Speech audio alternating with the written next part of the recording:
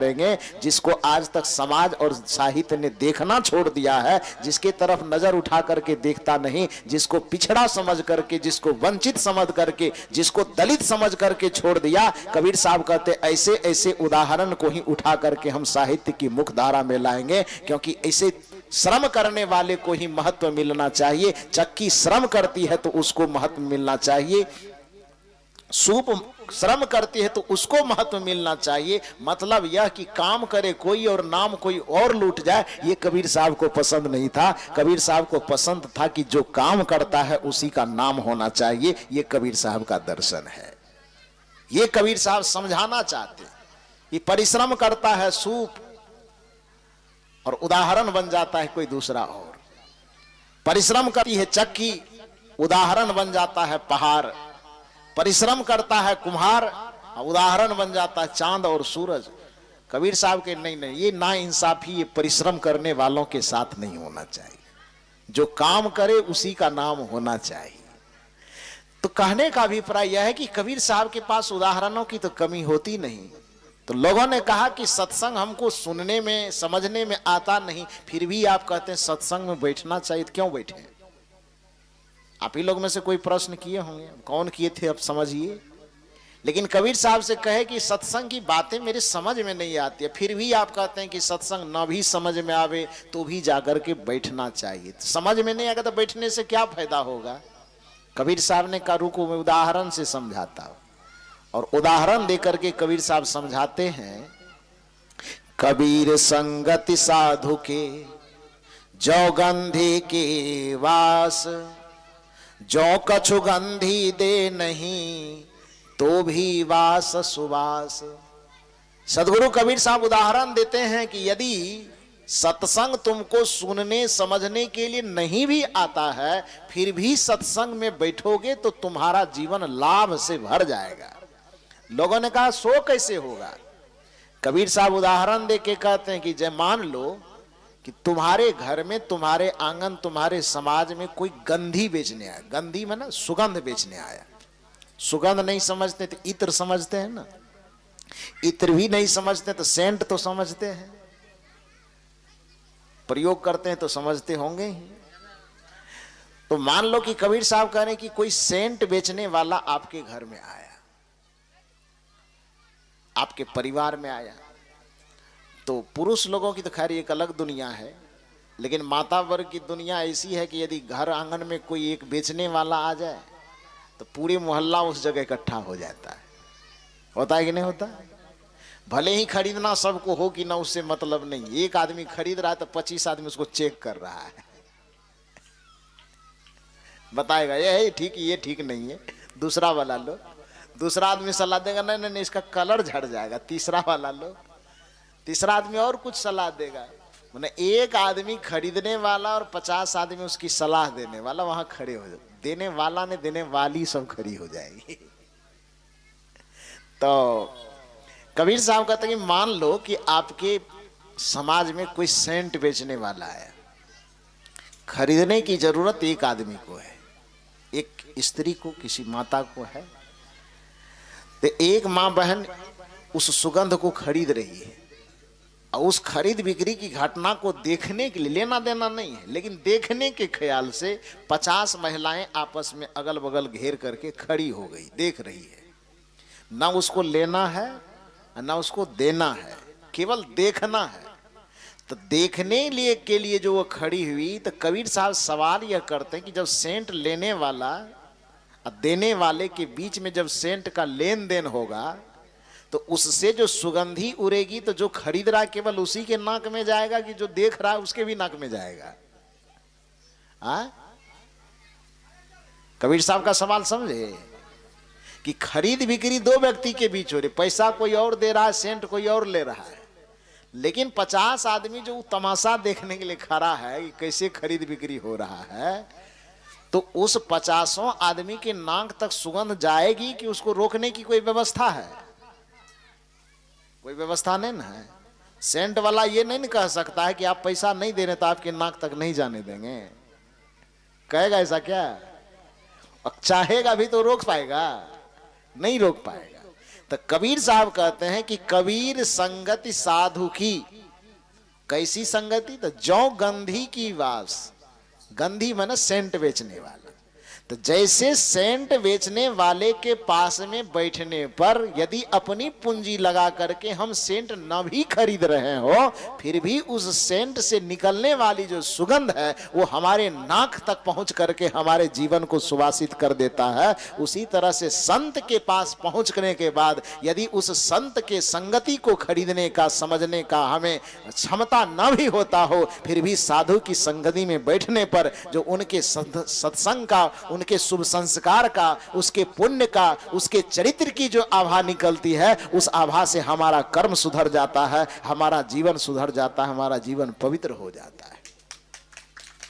इसलिए जैसे सेंट बेचने वाले के पास में हम खरीद बिक्री न भी करें फिर भी उससे लाभान्वित हो जाते हैं, उसी तरह से साधु की संगति में बैठने पर यदि हम ऐसा कुछ न भी समझ सके, न भी ले सके, फिर भी उनके संगति में, उनके चरित्र की छाया में, उनके साधना की छाया में बैठने पर हमारा जीवन आलोकित होने लगता है।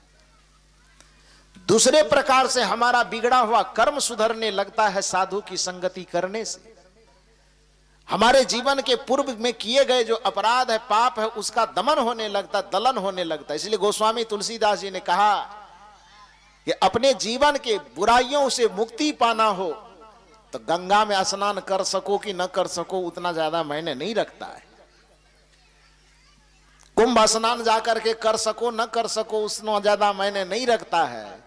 लेकिन यदि अपने बुराई से मुक्ति पाना हो, अपने विकारों से मुक्ति पाना हो, अपने पापों से मुक्ति पाना हो, अपने कुकर्मों और कुविचारों से मुक्ति पाना हो, तो एक गंगा है जब डुबकी लगाना चाहिए। वह गंगा कौन सा है? गोस्वामी जी कहते हैं, तुलसी संगत साधु की हरे ओर की व्याध, ओछी संगति कूर की आठों पहर उपाध। दूसरी बात कहते हैं कि एक घड़ी आधो घड़ी, आधो में पुनियाद, तुलसी संगत साधु के हरे कोटि अपराध। करोड़ों अपराध को हड़ लेने की क्षमता सत्संग में होती है। गोस्वामी जी कहते हैं कि जीवन भर सत्संग करो तब तो फिर कहना ही क्या। लोगों ने कहा महाराज जीवन भर सत्संगे करते रहेंगे तो फिर खेती गृहस्थी, काम धंधा, लिखाई पढ़ाई ये सब कैसे होगा, और रोजगार भी तो करना है। तो कबीर तुलसीदास जी ने कहा अच्छा ठीक है, पूरे जीवन भर नहीं कर सकते हो तो कम से कम साल में एक बार जरूर करना। उन्होंने कहा कि इतना भी फुर्सत नहीं है तो कहा ऐसा करो कि प्रतिदिन ही करो लेकिन सुबह शाम कुछ घंटा करो। लोग बड़े चालाक हैं भाई। उन्होंने कहा कि नहीं नहीं इतना भी नहीं कर सके, तब गोस्वामी जी ने कहा फिर छूट देते हैं, चाहे 1 घंटा नहीं कर सकते तो आधा घंटा करना। लोगों ने कहा आधा घंटा भी फुर्सत न मिले तब गोस्वामी जी ने कहा बस आखिरी बार कहता हूं 15 मिनट कर लेना। ध्यान से सुनिए, 1 घड़ी 1 घंटा। लोगों ने कहा नहीं होगा, तो कहा आधी घड़ी माने आधा घंटा। कहा आधा घंटा भी नहीं होगा, तो कहा अच्छा ठीक है, आधो में पुनी, पुनी माने फिर, आधो में पुनी आधा, आधा में फिर आधा कर दो, तब कितना हो गया? 15 मिनट। गोस्वामी जी कहते हैं 1 घड़ी। लोगों ने कहा नहीं होगा, कहा आधो घड़ी, कहा ये भी नहीं होगा, आधो में पुनी आधा, आधा में फिर आधा करो, 15 मिनट। इतना भी यदि प्रतिदिन आप कर लेते हो तो गोस्वामी तुलसीदास जी गारंटी देते हैं कि तुलसी संगत साधु के हरे कोटि अपराध, आपके जीवन में करोड़ों अपराध जो पूर्व में किए गए हैं और आगे जो आपके जीवन से अपराध होने वाला है, उन अपराधों का हरण ही कर लेगा यह सत्संग। इतना सत्संग का प्रभाव है, इतनी सत्संग की महिमा है। इसका यह मतलब नहीं है कि आपसे जो पूर्व में हो गया अब उसको तो छोड़ नहीं रहे हैं, अभी करते जा रहे हैं और सत्संग में आके बैठेंगे तो सब पाप खत्म होगा, ऐसा नहीं होगा। बल्कि पूर्व में जो आपसे हो चुका, सत्संग में आकर के आप भीतर से ये पश्चाताप करें कि अनजाने में मुझसे ऐसा हो गया, हे गुरुदेव अब आगे मैं दृढ़ संकल्प लेती हूं कि अब ऐसा मैं नहीं करूंगा, नहीं करूंगी। ये संकल्प लेकर के जब सत्संग की गंगोत्री में आप डुबकी लगाते हैं तो फिर आपके जीवन में कोई अपराध, कोई विकार नहीं रह जाता। जो हो चुका उसकी धुलाई हो जाती। इसलिए हम लोग एक निवेदन कहा करते हैं, जिंदगी में भूल करना पाप कर। पहले कोशिश करो कि जिंदगी में हमसे कोई अपराध ना हो। अपने जीवन से कोई पूजा करते हो, आपको कौन पाठ करते हो, आप कौन तप करते हो, आप कौन धर्म करते हो, आप कौन कथा करते हो, आप कौन कीर्तन करते हो, आप ये आपका निजी विषय है। उस पर कोई क्या आलोचना करेगा, नहीं करेगा, आपकी मर्जी, आप क्या करते हैं। लेकिन जो एक कॉमन सी बात है जो सबको करना चाहिए, पूजा अलग अलग हो सकता है, पाठ भी अलग अलग हो सकता है, भगवान को मानना भी अलग अलग तरीके से हो सकता है, भगवान का नाम जपन, नाम भजन भी अलग अलग तरीके से हो सकता है। लेकिन एक काम जो सबको करना चाहिए, चाहे वो किसी भगवान को मान रहा है कि नहीं मान रहा, उससे मतलब नहीं, लेकिन हर किसी को जो एक काम करना चाहिए, वह काम कौन सा है? वह काम है कि जीवन में सत्संग तो करना ही चाहिए, जीवन में दया करना चाहिए। सभी व्यक्ति पूजा कुछ भी करे, पाठ कुछ भी करे, फिर भी हमारा जीवन बेदाग रहना चाहिए। ये काम सबको करना चाहिए। हमारे जीवन पर कोई बुराई का दाग न लगे। चाहे हम राम को मान रहे हैं कि कृष्ण को मान रहे हैं, अपने जगह मानिए। चाहे हम गुरु को मान रहे हैं कि कबीर साहब को मान रहे हैं, कि बुद्ध को मान रहे हैं, कि महावीर को मान रहे हैं, कि किसी को मान रहे हैं, अपने अपने जगह पर अपनी अपनी आस्था के अनुसार आप मानते हैं, मानते रहिए। लेकिन किसी को भी हम मान रहे हैं, उसके बावजूद भी हमारा नैतिक दायित्व यह होता है कि हमारे चरित्र पर कोई दाग नहीं लगना चाहिए। हमारे विचार में ऐसा कोई कुसंस्कार न आ जाए कि हमारे विचारों से दूसरों को तकलीफ पहुंचने लगे। हमारे व्यवहार में ऐसा कुसंस्कार न प्रवेश करे कि हमारा व्यवहार दूसरों को आंसू देने लगे। हमारे कर्म ऐसे खोटे न हो जो कर्म दूसरे के मार्ग का, दूसरे के सुख का बाधा बनने लगे। ऐसा कर्म नहीं करना चाहिए। पूजा किसी का करते हैं, और यदि अपने चरित्र को हम नहीं सुधारे, यदि हम अपने जीवन में साधु की संगति का समावेश नहीं किए, यदि हम अपने जीवन में अच्छी नियत को धारण नहीं किए, यदि अपने जीवन में हृदय में प्रेम को हमने धारण नहीं किया, तो याद रखिए कोई भी पूजा, कोई भी भगवान आपकी सहायता नहीं कर पाएगा। यदि आपको लगता है कि ये बात मैं ऐसे ही कह रहा हूं, और कुछ लोग कहते हैं कि ये सब बात कहने पर लोगों को लगता है कि भगवान का ये विरोध किया जा रहा है। नहीं नहीं नहीं, गलत सोच है आपकी। ये भगवान का विरोध कैसे हुआ भाई? यदि मैं आपको ये कह रहा हूं कि यदि आपके अंदर नैतिकता नहीं आई तो दुनिया का कोई भी भगवान आपको मदद नहीं कर सकेगा, तो ये भगवान का विरोध नहीं है, बल्कि भगवान के आड़ में जो आप पाखंड करना चाहते हैं उस पाखंड का विरोध है।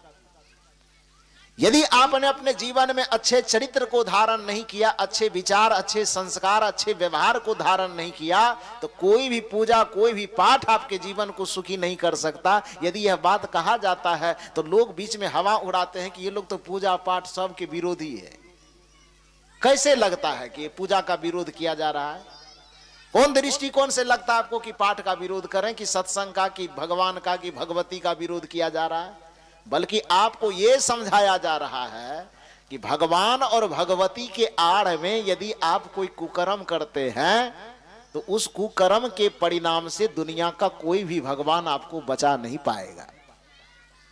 और यदि इस चीज की सच्चाई को थोड़ा समझना चाहते हैं तो याद कीजिए तो थोड़ा रावण को। रावण पुजारी था कि नहीं था? पूजा करता था, वो पाठ करता था, आरती वगैरह करता था कि नहीं करता था?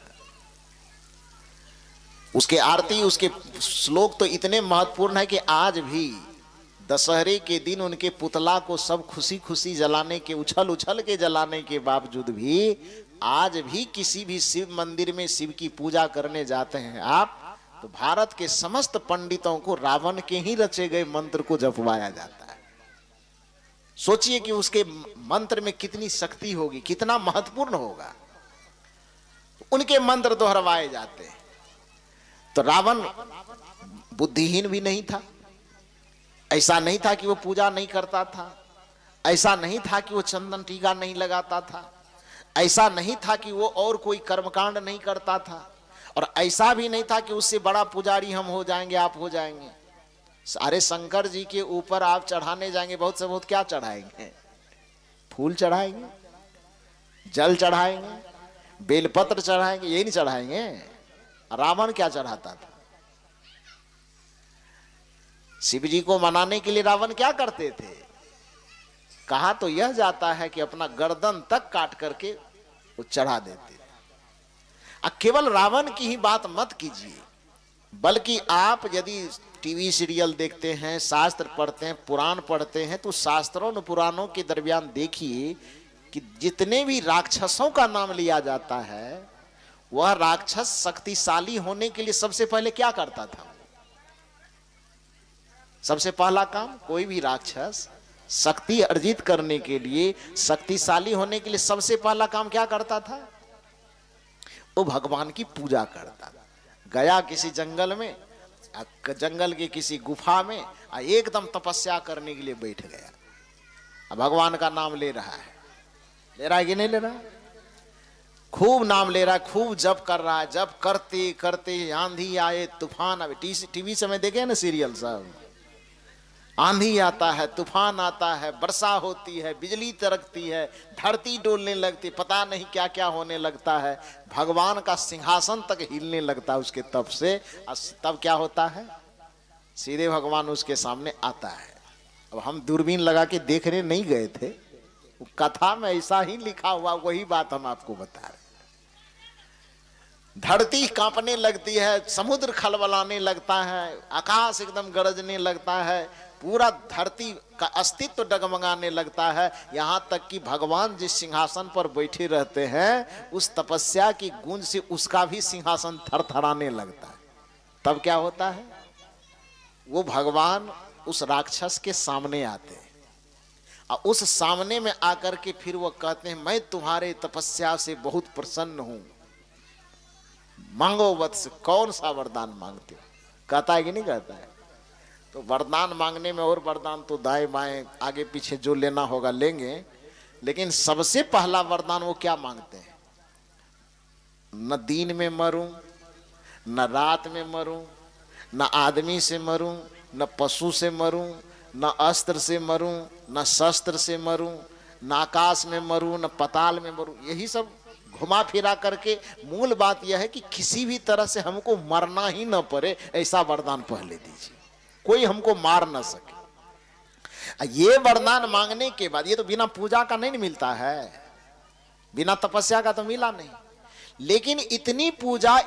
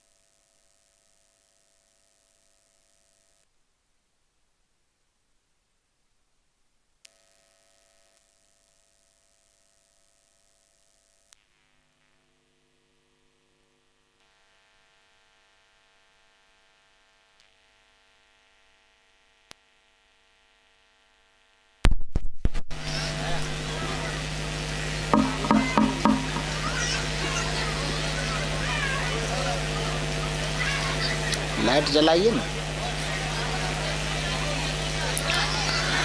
बोलिए सदगुरुदेव की।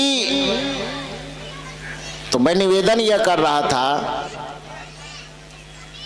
इतनी पूजा, इतना पाठ कि भगवान के सिंहासन तक को हिला दे, पूरे पृथ्वी में उथल पुथल मचा दे, पूरे ब्रह्मांड में उथल पुथल मचा दे, तो वो पूजा कोई कमजोर पूजा तो नहीं होगा ना।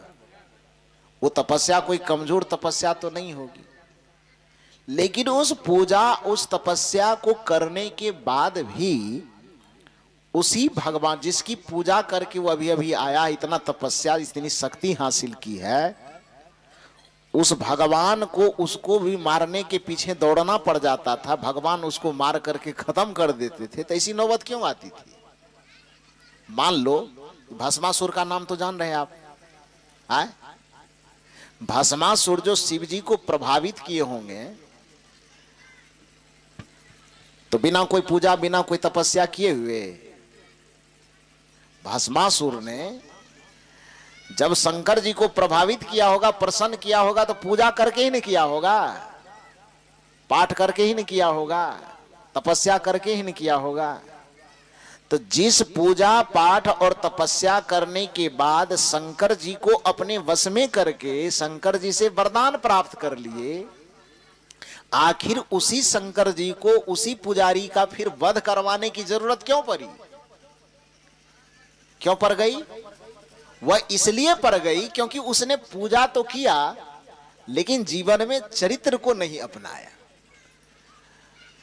रावण ने शिव जी का पूजा खूब किया, पाठ खूब किया, लेकिन अपने चरित्र को नहीं बदला, अपने स्वभाव को नहीं बदला, अपने संस्कार को नहीं बदला, अपने नैतिकता को नहीं बदला। उन्होंने मर्यादा का उल्लंघन किया। तो जब रावण मर्यादा का उल्लंघन किया, नैतिकता का उल्लंघन किया, एक मानवीयता का उल्लंघन किया, आदर्श का उल्लंघन किया, तो उस रावण की पूजा रावण को बचा पाया? बल्कि जिस भगवान की वह पूजा कर रहा है, वह भगवान भी उसके खानदान के विनाश में सहयोगी हो गए। हुआ कि नहीं हुआ? जो भस्मासुर भगवान की पूजा करके जिस भगवान से शक्ति हासिल किया, और शक्ति तो खूब हासिल कर लिया, लेकिन सत्संग नहीं किया, गुरु की भक्ति नहीं किया, ज्ञान को नहीं अपनाया, चरित्र को नहीं अपनाया, शुभ कर्म को नहीं अपनाया, अच्छे व्यवहार को नहीं अपनाया, नैतिकता और आदर्श को नहीं अपनाया, तो जिस शंकर जी की पूजा उन्होंने जीवन भर किया, वही शंकर जी उसको खदेड़ करके क्या किया? मार दिया ना। तो पूजा पाठ धर्म कर्म अपने जगह पर है, लेकिन नैतिकता अपने जगह पर है, मर्यादा अपने जगह पर है, शील का पालन अपने जगह पर है, संयम और सदाचार का पालन अपने जगह पर है। सत्संग आपको यही सिखाता है कि चाहे भक्ति के नाम पे, पूजा के नाम पे, पाठ के नाम पे आप किस भगवान को मानते हैं वो आपकी मर्जी, कौन सी पूजा करते हैं वो आपकी मर्जी, कौन पाठ करते हैं वो आपकी मर्जी, लेकिन वो पूजा पाठ कर्मकांड अपने जगह पर है। सत्संग आपको यह सिखाता है कि आप मानव हैं तो आपका मानवीय चरित्र भी कुछ है, और वह मानवीय चरित्र है संयम सदाचार का पालन करो, सत्संग करो, पाप से मुक्त रहो, दूसरे की निंदा मत करो, दूसरे की बुराई मत करो, दूसरे के जीवन में रोड़ा बनने का प्रयास मत करो, दूसरे के मार्ग में गड्ढा खोदने का प्रयास मत करो, दूसरे की सफलता में बाधा मत बनो, दूसरे के सुख को छीनने का प्रयास मत करो, बल्कि तुम भी सुख से जियो और दूसरे को भी सुख से जीने दो। यही सत्संग सिखाता है। खुद भी प्रेम और शांति के साथ जियो और दूसरे को भी प्रेम और शांति के साथ जीने दो। खुद भी सदाचार का पालन करो और दूसरे की भी सदाचार पालन में सहयोगी बनो। खुद भी नैतिकता का पालन करो और दूसरे व्यक्ति को नैतिकता के पथ पर चला सको, ऐसा कुछ काम करो। तो ये सत्संग आपको यही सिखाता है कि अपने जीवन में नैतिकता को अपनाओ। सत्संग यह सिखाता है कि अपने जीवन में अच्छे चरित्र को अपनाओ। सत्संग यह सिखाता है कि यदि आपकी भूमिका एक बेटे के रूप में है तो एक अच्छा बेटा कैसा होना चाहिए। सत्संग आपको यह सिखाता है कि यदि आप पत्नी की भूमिका में जी रही हैं तो एक अच्छी पत्नी को कैसे जीना चाहिए। सत्संग यह सिखाता है कि यदि आप एक पति हैं तो एक अच्छे पति को किस रूप में जीना चाहिए। सत्संग यह सिखाता है कि यदि आप घर के मुखिया हैं, परिवार के अगुवा हैं, तो एक परिवार के अगुवा को किस प्रकार से जीना चाहिए, पूरे परिवार को सिमट करके किस तरह से लेके चलना चाहिए। सत्संग आपको यह सिखाता है यदि आप परिवार में 10 सदस्य हैं तो 10 सदस्य के वैचारिक सामंजस्य किस प्रकार से होना चाहिए ताकि परिवार में सुख और शांति का वास हो सके। सत्संग आपके जीवन के हरेक नैतिक मूल्यों को आपको जीवन में धारण करने की सलाह देता है।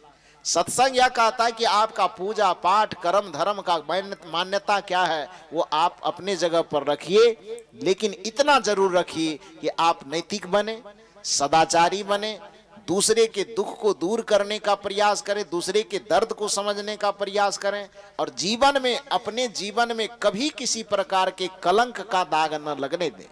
इतना बचा के रखिए, बस सत्संग हो गया। कबीर साहब ने यही तो समझाया है। चदरिया झीनी रे झीनी, राम नाम रस बीनी, चदरिया झीनी रे झीनी। क्यों बंद कर दिए जनरेटर?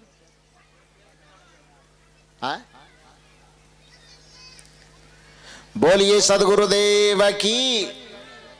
तो मैं कह रहा था कि अष्ट कमल का चरखा बनाया, 5 तत्व की पूनी, 9-10 मास बुनन को लागे, मूरख मैली कीनी, चदरिया झीनी रे झीनी।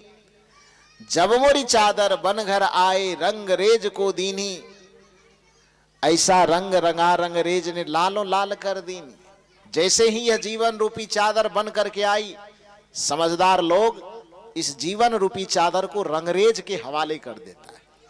रंगरेज कौन है? रंगरेज का नाम गुरु है। गुरु को ही दूसरी भाषा में रंगरेज कहा जाता है। ना समझ लोग यह जीवन जैसे ही उसके हाथ लगता है और जीवन की समझ जैसे थोड़ी बहुत आती है, तो ना समझ लोग इसे विषय के हवाले कर देते हैं, वासना के हवाले कर देते हैं, प्रपंच के हवाले कर देते हैं। लेकिन जो समझदार लोग होते हैं वो अपने जीवन रूपी चादर को गुरु के हवाले कर देते हैं, संत के हवाले कर देते हैं। इसलिए कबीर साहब कहते हैं, जब मोरी चादर बन घर आयो, रंगरेज को दीनी। रंगरेज माने सदगुरु, संत उसके हवाले कर देते हैं। और जब सदगुरु संत के हवाले जिसने अपने जीवन की बागडोर थमा दी, तो ऐसा रंग रंगा रंगरेज ने लालों लाल कर दी, उसके पूरे जीवन को निहाल कर देता है, पूरे जीवन को धन्यता से भर देता है। अब जो नहीं किया फिर उसका जीवन बेहाल हो जाता है, फिर उसका जीवन दुख और संताप से भर जाता है। तो इसलिए अब अंत में कबीर साहब कहते हैं, कबीर साहब का कथन है अंतिम वचन इस पद का कि ध्रुव प्रहलाद सुदामा ने ओढ़ी, सुखदेव ने निर्मल कीनी। ध्यान दीजिए शब्द पर, प्रवचन अब मैं संपन्न करूंगा, इस आखिरी शब्द पर ध्यान दीजिए। कबीर साहब कहते हैं प्रत्येक सत्संगी का अथवा प्रत्येक मनुष्य का जीवन में जो नैतिक दायित्व है, जो मानव होने का फर्ज है, वो फर्ज यह कहता है कि ध्रुव प्रहलाद सुदामा ने ओढ़ी, सुखदेव ने निर्मल कीन्ही, साहब कबीर ने ऐसी ओढ़ी, ज्यों की त्यों धर दीनी, चदरिया झीनी रे झीनी। जैसे कबीर साहब कहते हैं कि हम इस संसार में आए और पूरे जीवन को इस प्रकार से निर्मल बना करके जिया, इस प्रकार से मानवीय चरित्रों में ढाल करके जिया, इस प्रकार से आदर्श और मर्यादा के साथ जिया कि जैसा निर्मल जीवन लाए थे वैसा ही कोड़े कागज जैसा निर्मल जीवन लौटा दिया। आप भी भक्ति और धर्म के नाम पर जाने अनजाने क्या करते हैं अपनी समझ से करिए। जब तक आप सदगुरु के शरण में नहीं आते हैं तब तक तो अपने समझ से ही कीजिएगा ना। लेकिन अपने समझ से भी यदि कुछ करते हैं आप, तो वो करते हुए भी फिर भी इतना ध्यान रखिए कि आपका मानवीय चरित्र यह कहता है, आपके मानव जीवन का आदर्श यह कहता है कि आप कुछ ऐसा कर्म न कीजिए जिससे आपके जीवन पर पाप का धब्बा पड़े, आपके जीवन रूपी चादर पर दाग लगे। इतना तो कीजिए, इसी का नाम तो सत्संग है। चदरिया झीनी रे झीनी, इस चादर में विषय का रस मत लगने दीजिए, इसमें राम का रस लगने दीजिए ना। इसमें विषय और प्रपंच का रस नहीं लगने दीजिए, इस चादर में भक्ति का रस लगने दीजिए ना, ज्ञान का रस लगने दीजिए ना, वैराग्य का रस लगने दीजिए ना। जीवन से आनंद का प्रस्फुटन हो जाएगा, जीवन से आनंद की झरना फूट जाएगी। तो इसलिए हम लोग कहते हैं कि एक मानव का सबसे बड़ा कर्तव्य है कि उसके जीवन में पाप का, बुराई का दाग न लगे। इसलिए निवेदन है, जिंदगी में भूल कर ना पाप कर, हर घड़ी परमात्मा का जाप कर, जिंदगी में भूल करना पाप कर। कुछ लोगों के मन में सवाल हो सकता है कि ठीक है, आप जब समझा रहे हैं तो अब से नहीं करेंगे, लेकिन आपके समझाने से पहले जो हो चुका तब क्या होगा? इस मंच का आश्वासन है, भूल से हो जाए कोई पाप तो, यदि भूल से हो गया, अनजाने में, नादानी, नासमझी में हो गया, तो उसका उपाय है। उपाय क्या है? कि संत सदगुरु के शरणागत होकर के सबसे पहले तो आप यह दृढ़ संकल्प लीजिए कि अब ऐसा नहीं करेंगे। जो पूर्व में हो चुका उसके प्रति मन में थोड़ी ग्लानि का भाव, पश्चाताप का भाव लाइए कि अनजाने में हो गया, हे गुरुदेव अब ऐसा नहीं करूंगा, करूंगी।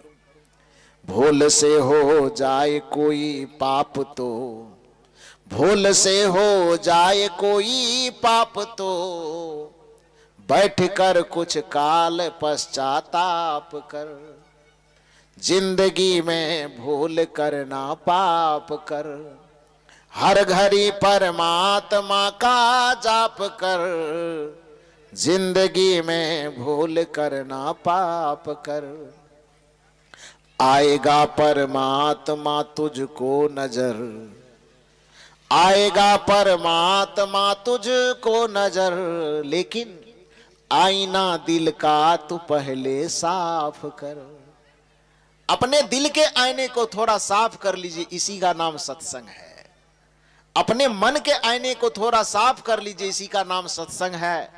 अपने जीवन पर लगे हुए दाग को छुड़ा लीजिए, इसी का नाम सत्संग है। सत्संग ये नहीं कहता है कि आप किसी का विरोध कीजिए, कि किसी की निंदा कीजिए, कि कोई भगवान भगवती को उखाड़ उखाड़ करके फेंकते रहिए। सत्संग ये नहीं कहता है। सत्संग यह कहता है कि अपने जीवन का सुधार कीजिए। सत्संग यह कहता है कि खुद भी सुख से जीविए और दूसरे को भी सुख से जीने दीजिए। सत्संग यह कहता है कि दुनिया में जितने अच्छे अच्छे महापुरुष हुए हैं, सबका आदर करते हुए उनके जो अच्छे अच्छे चरित्र है उसको जीवन में अपनाइए। राम से एक अच्छा बेटा होने की शिक्षा लीजिए। राम का विरोध इसमें करने की क्या जरूरत है? राम जी से एक अच्छे शिष्य होने का शिक्षा लीजिए। इसमें राम जी का विरोध कोई क्यों करेगा?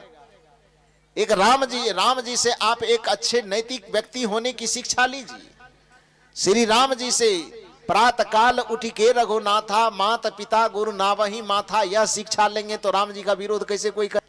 राम जी के विरोध की बात आपके समझ में इसलिए आती है कि आप राम के मंदिर में राम जी की पूजा तो करने जाते हैं, लेकिन वहां से लौट करके जब आते हैं तो अपने माँ बाप को टेढ़ते तक नहीं है। उनकी बात को सुन के कहते हैं बुढ़वा बुढ़िया चुप रहो, दिमाग खराब करते रहते हो।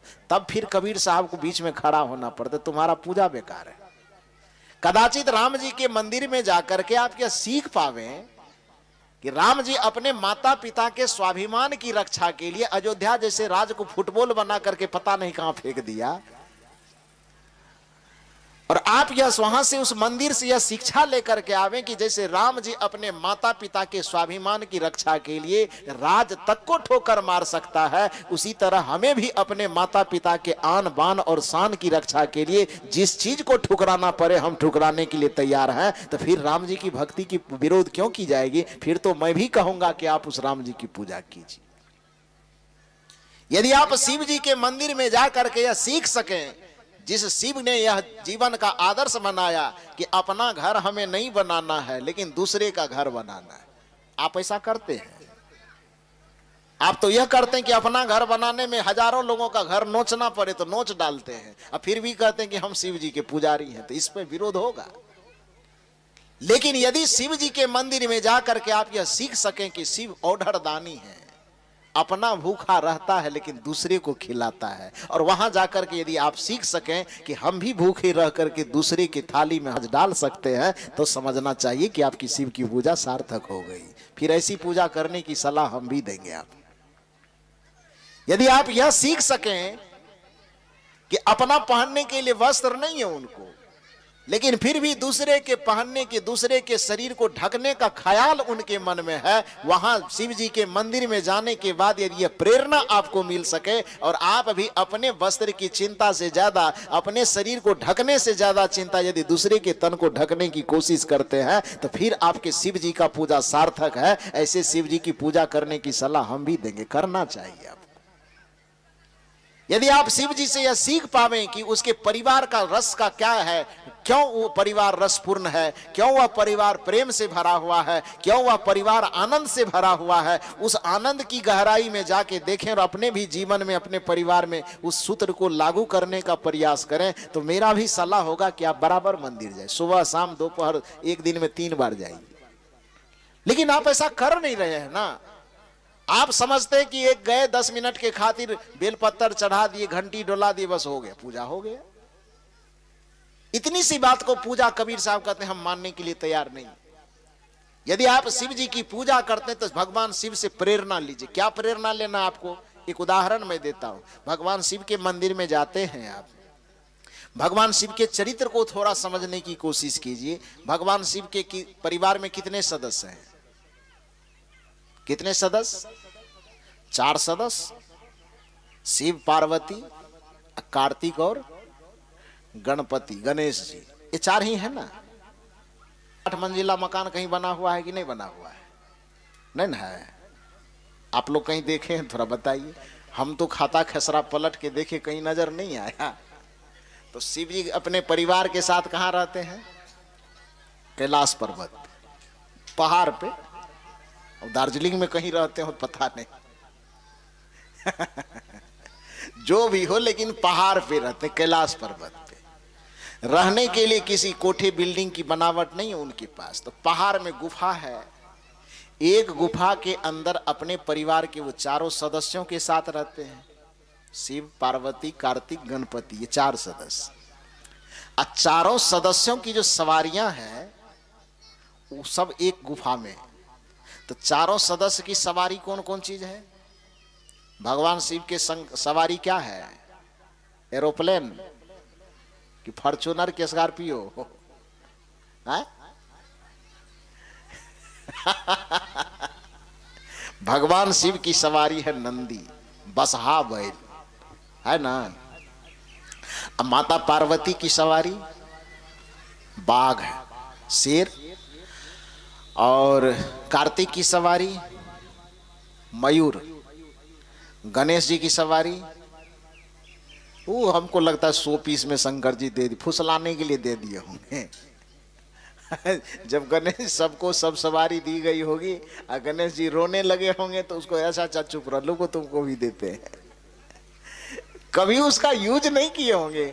और कदाचित गणेश जी का शरीर जिस तरह से भारी भरकम है, एक पैर यदि उस पे धर दे सवारी पे तो सवारी लेके उसको सिल्लीगुड़ी भागेगा कि चचिया जाएगा? क्या होगा? एक पैर धरने पर एकदम चचिया जाएगा वो। तो पता नहीं, हमको जहां तक लगता है कि शंकर जी गणेश जी को एकदम रोते होंगे तो फुसलाने के लिए दे दिए। अच्छा लो लो लो ले, तुमको भी देते हैं। खैर जो भी अब है तो मानना पड़ेगा। तो 4 सदस्य की अलग अलग सवारी। क्या क्या?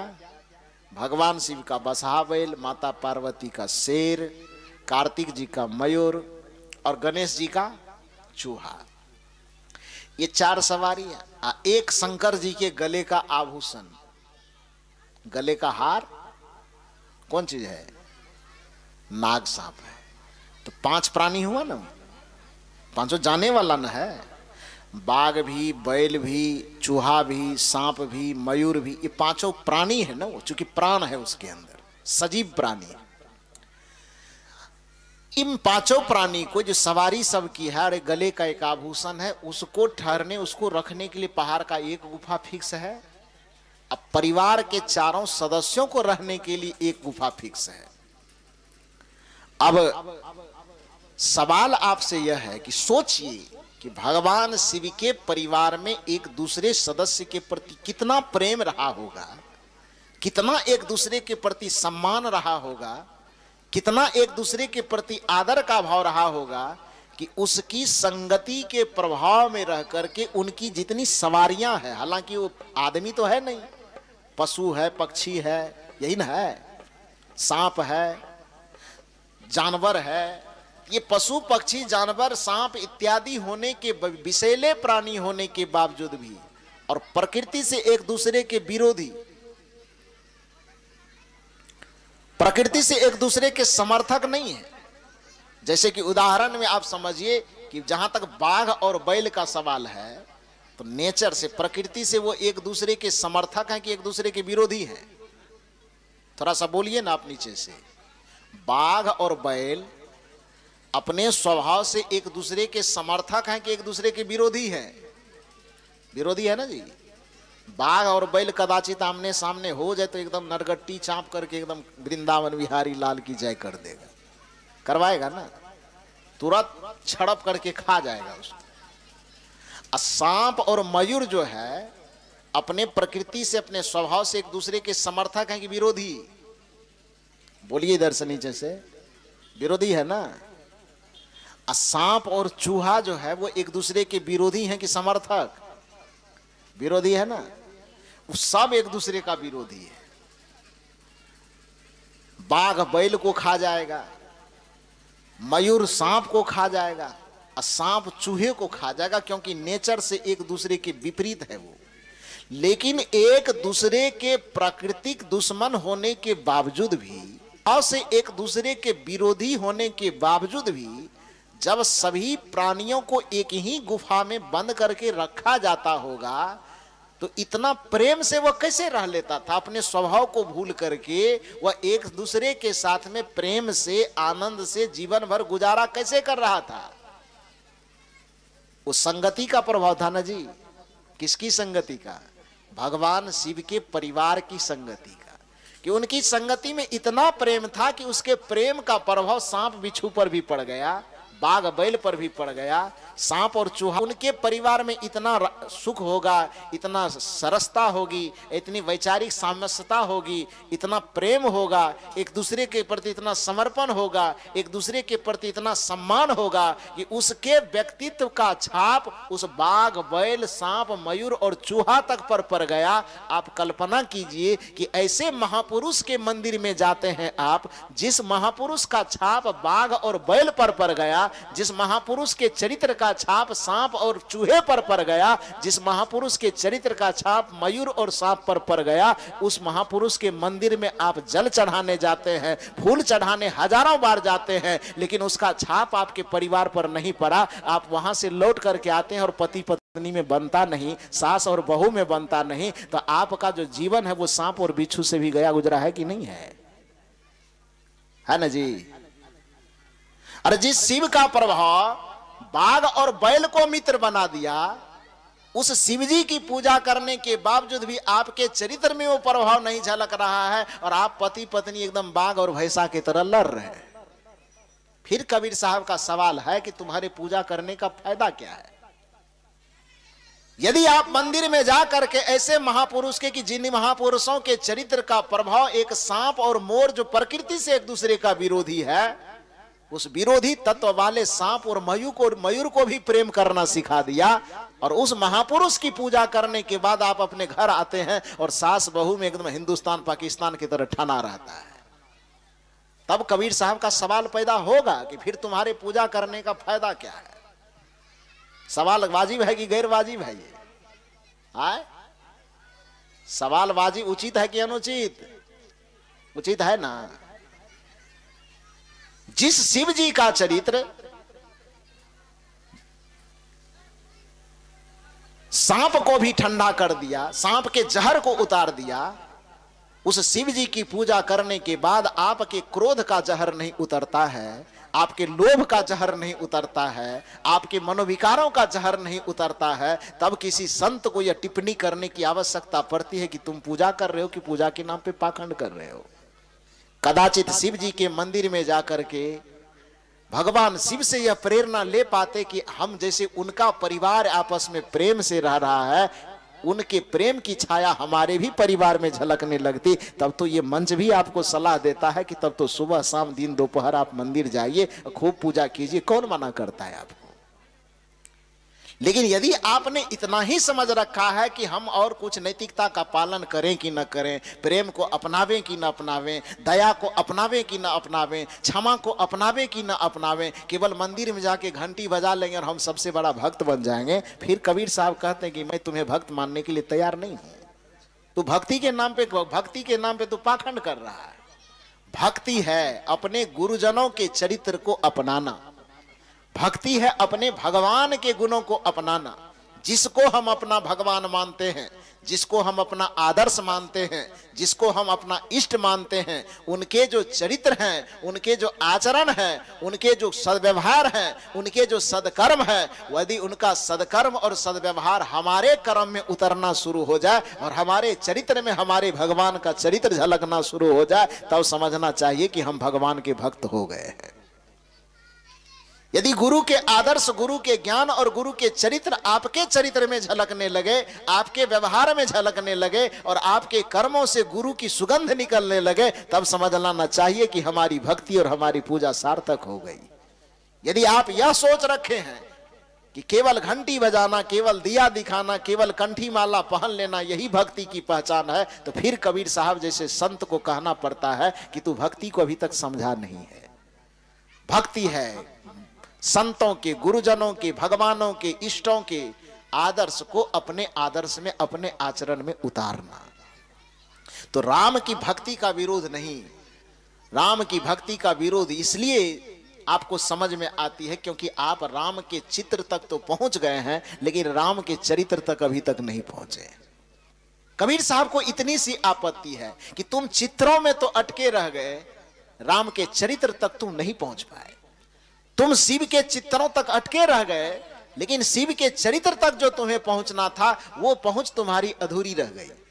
तुम दुर्गा के चित्रों तक तो पहुंच गए, लेकिन चित्र के बाद तुम्हें और यात्रा जारी रखनी थी। कदाचित तू दुर्गा जी के चरित्र तक पहुंच जाता और उसके चरित्र को अपने चरित्र में शामिल कर लेता, तो फिर किसी संत को पूजा का विरोध करने की आवश्यकता नहीं पड़ती। दुनिया के जिस किसी भी महापुरुष का नाम आप लेते हैं, उन महापुरुषों के चित्र के आगे की एक सीमा है जिसको हम चरित्र कहते हैं। दुनिया के जिस किसी भी महापुरुष का नाम लेते हैं, उसके रूप के आगे की एक यात्रा है जिसको हम स्वरूप कहते हैं। हम चित्र को पकड़ लिए, चरित्र को हमने छोड़ दिया। हमने रूप को पकड़ लिया लेकिन हमने स्वरूप को छोड़ दिया। कबीर साहब की आपत्ति सिर्फ इतनी बात से है कि रूप तो थोड़ी देर पकड़ना था, मूल चीज तो स्वरूप पकड़ना था। चित्र को तो थोड़ी देर के लिए पकड़ना था, मूल चीज तो उन महापुरुषों का चरित्र पकड़ना था। लेकिन तू चित्र का झुंझुना पकड़ लिया और चरित्र की जो वास्तविकता है उसी को तू भूल गया। यही कारण है कि गोस्वामी तुलसीदास जी ने जब रामचरितमानस लिखा तो उसका नामकरण ही उन्होंने किया रामचरितमानस। रामचरित मानस, कि राम के चरित्र को अपने मानस में यदि आप उतार लेते हो तब समझ लेना कि हम राम की भक्ति कर रहे हैं। कृष्ण के चरित्र को अपने मानस में जब आप मानस माने मन के अंदर, रामचरितमानस जो व्यक्ति राम के केवल रामायण पढ़ने को राम का भक्ति नहीं कहा जाता है, केवल हरे राम करने को राम की भक्ति नहीं कहा जाता है, केवल हरे कृष्ण कहने को कृष्ण की भक्ति नहीं कहा जाता, बल्कि कृष्ण के चरित्र को जो अपने मानस में और अपने आचरण में धारण कर ले उसको कृष्ण का भक्त कहा जाता है। जो राम के चरित्र को अपने मानस में, अपने जीवन में, अपने आचरण में धारण कर ले वह राम का भक्त कहलाता है। जो हनुमान के चरित्र को, उनके आदर्श को अपने मानस में, अपने आचरण में उतार ले उसको हनुमान का भक्त कहा जाता है। जो सदगुरु कबीर के चरित्र दर्शन को अपने मानस में उतार ले, अपने जीवन और आचरण में उतार ले उसी को कबीर का भक्त कहा जाता है। और जो संतों के द्वारा बताए गए आदर्श और चरित्र को अपने जीवन में उतार लेता है उसी को सत्संगी कहा जाता है। यही सत्संगी की पहचान है। तो यदि आपको किसी ने सिखाया, पढ़ाया, समझाया, या दुनिया के किसी को भी सिखाया, समझाया, पढ़ाया कि कबीर साहब भगवान के, भगवती के, पूजा के, पाठ के विरोधी, तो ये गलत प्रचार है। वस्तुतः कबीर साहब इतना ही समझाना चाहते हैं कि महापुरुषों के पूजा के नाम पर केवल दिया, अगरबत्ती, पान प्रसाद चढ़ाने को ही पूजा मत समझो। ये पूजा समझने की भूल रावण ने किया था। रावण का क्या बचा? यही काम करने को पूजा भस्मासुर ने समझा था। शंकर जी को पूजा करते करते करते करते इतना मना लिया कि शंकर जी से ही वरदान ले लिया, जिसके कपार पे हाथ रखे वो क्या हो जाए? जल करके भस्म हो जाए, बिना पूजे का वरदान मिल गया कि खूब पूजा किया होगा, इतना रिझाया होगा कि शंकर जी कह जाओ मैं तुमको वरदान दे देता हूं। पूजा तो किया लेकिन नैतिकता नहीं आई उसमें, पूजा तो खूब किया लेकिन चरित्र नहीं आ पाया उसमें, पूजा तो खूब किया लेकिन मर्यादा नहीं आ पाई उसमें, पूजा तो खूब किया बड़े और छोटे का ज्ञान नहीं आ पाया उसमें, पूजा तो खूब किया लेकिन व्यवहार में कोई सुधार नहीं आ पाया उसमें, तो उसका पूजा उसको बचा लिया। अरे उसका पूजा उसको बचा लिया कि जिसकी पूजा वो कर रहा था उसी को उसको मारना पड़ गया। तो क्यों मारना पड़ गया? क्योंकि पूजा जीवन में खूब किया लेकिन सत्संग जीवन में कभी नहीं किया। पूजा जीवन में खूब किया, चरित्र को सुधारा ही नहीं।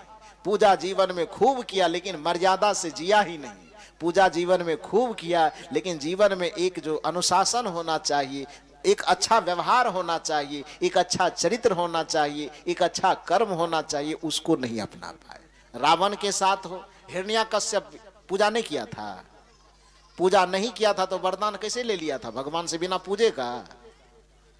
लेकिन सारा वरदान अपने जगह पर, भगवान का सब वरदान धारा रह गया। जिस भगवान के पूजा किया उसी भगवान को आकर के पेट फाड़ना पड़ गया।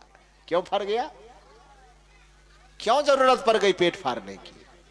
क्योंकि जीवन में पूजा पाठ मंदिर घंटी सब आया, सत्संग कभी नहीं आया, गुरु कभी नहीं आया, ज्ञान कभी नहीं आया, मर्यादा कभी नहीं आई, अनुशासन कभी नहीं आया। तो जिस भगवान का वो दिन रात भजन करता था उसी भगवान को आकर के क्या कर देना पड़ा? पेट फाड़ करके हरी लाल की जाए। मेरा इतना ही निवेदन आपसे है कि आप भगवान भगवती जिसको मानते हैं उनके चरित्र को समझने की कोशिश कीजिए और उनके नैतिक आदर्श चरित्रों को अपने जीवन में उतारने का प्रयास कीजिए। यही आपको सत्संग सिखाता है। राम का विरोध करना यह सत्संग नहीं सिखाता है, बल्कि राम के आदर्श को, राम के मर्यादा को, राम के सद्गुणों को जीवन में अपनाने के लिए यह सत्संग सिखाता है।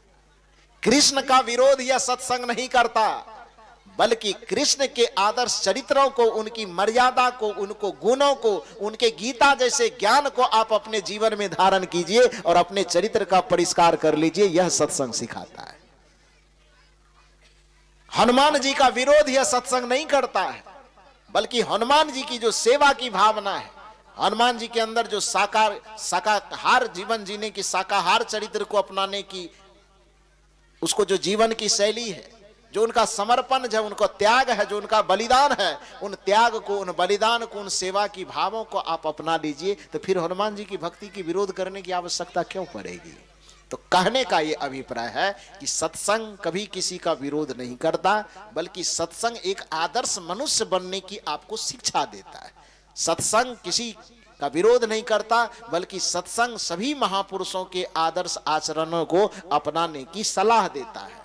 और सभी महापुरुषों के अच्छे अच्छे आचरण को जब आप अपनाएंगे तो धीरे धीरे धीरे धीरे आपके अंदर भी अच्छे आचरण का विकास होगा, अच्छे गुणों का विकास होगा। और ये अच्छी संगति अच्छे गुणों का इतना विकास करेगा, जैसा कि उदाहरण मैंने दिया कि एक धूल जो जमीन पर पड़ा हुआ है, पड़ा हुआ ही जीवन गुजर गया, लेकिन अचानक हवा की झोंका चली और उस हवा के झोंका का सहयोग यदि उस बालू के कण को मिल गया तो अब वो धरती पर रहेगी, बल्कि वो बालू का कण क्या होगा? उड़ करके आसमान की ओर निकल जाएगी। उसी तरह से जो चेतना हमारी ऐसे ही न जाने कितने जन्मों से चेतना एक वासना के धरातल पर पड़ी हुई है, लेकिन जब साधु की संगति मिलती है, गुरु की संगति मिलती है, ज्ञान और भक्ति की संगति मिलती है, तो फिर यह चेतना ऊपर उठ करके महानता और मुक्ति की ओर आगे बढ़ने लगती है। इसलिए मनुष्य को अपना खान पान रहन सहन की व्यवस्था करते हुए जीवन में सत्संग को भी धारण करने की, जीवन में सत्संग से भी प्रेम करने की और सत्संग को अपनाने की चेष्टा करनी चाहिए, अपनाने का प्रयास करना चाहिए। और यदि मैंने कबीर साहब की वाणी का उदाहरण दिया कि यदि उसको लगता है कि हम सत्संग वगैरह तो समझते नहीं हैं, कभी सुने नहीं, कभी गए नहीं, तो फिर बैठ करके क्या करें जब समझेंगे ही नहीं। तो इसके लिए भी कबीर साहब ने उपाय बताया कि ठीक है भैया, तू ना भी समझते हो, ना भी अपना सकते हो, तो कम से कम पहले बैठो तो। लोगों ने प्रश्न किया क्यों बैठे, बैठने से क्या फायदा? तो वही उदाहरण दिया कि कबीर संगति साधु की, जो गंधी की बास और जो कछु गंधी दे नहीं तो भी बास सुबास। जैसे सुगंध बेचने वाले के पास बैठना भी हमारे श्वासों को सुगंध से भर देता है, उसी तरह से साधु चरित्रों के सामने बैठने पर भी हमारे जीवन के बहुत सारे विकारों का अपने आप शमन हो जाता है। तो मैंने निवेदन किया कि यह सत्संग हमारे भौतिक और आध्यात्मिक जीवन को सबल बनाने का सबसे प्रमुख आधार है, इसलिए प्रत्येक व्यक्ति को जीवन में सत्संग सुनना चाहिए, समझना चाहिए और सद्गुरु संतों के बताए हुए रास्तों पर अपने जीवन को चलाना चाहिए। सद्गुरु संतों के बताए हुए युक्ति को अपने जीवन में अपनाना चाहिए और उसका आचरण करना चाहिए, तो हमारा व्यवहारिक और परमार्थिक हर दृष्टिकोण से उन्नति होगा। बस इतना ही निवेदन करके आप सबों को बहुत बहुत साधुवाद, बहुत बहुत धन्यवाद देते हुए परम आदरणीय सुबल बाबू एवं उनके समस्त परिवारों को बहुत बहुत साधुवाद देते हुए, यहाँ के ग्रामीणों को बहुत बहुत साधुवाद देते हुए और साथ ही आप श्रोता बंधु जो इस सत्संग में आकर के इस सत्संग की शोभा और मर्यादा बढ़ाए हैं, तो आप तमाम श्रोता बंधु देव एवं देवियों का भी हार्दिक अभिनंदन करते हुए सबको बहुत बहुत साधुवाद देते